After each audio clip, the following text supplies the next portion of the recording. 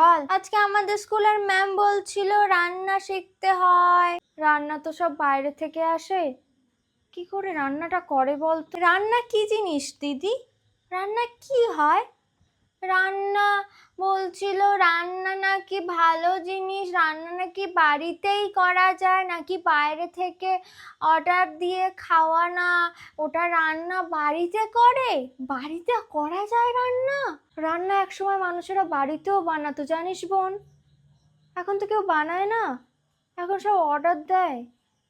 জানি না, তুই ইতিহাসের বইটা ভালো করে চেক করিস তো, ওখানে নিশ্চয়ই থাকবে। হ্যাঁ হ্যাঁ, ওখানেই থাকবে কিভাবে রান্না করে।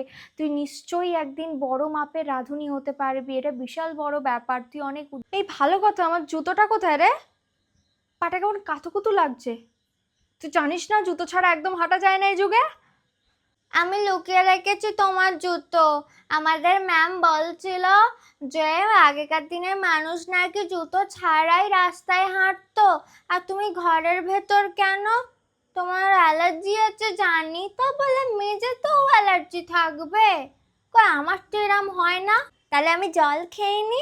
হ্যাঁ, এখন তো খাবারের থেকে বেশি দাম তো জলেরই, বলো। তাহলে আমি একটু জল খেয়ে নি। হ্যাঁ, তোমার জন্য রাখবো। এই তো এই তো, অনেকটাই আছে বলে। ও,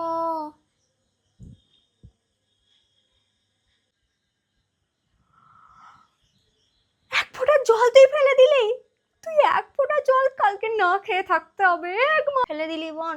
না না, আমি তোকে ক্ষমা করবো না। তুই এক ফোঁটা জল মাটিতে ফেলে নষ্ট করেছিস বোন। আমি স্বপ্ন ছিল।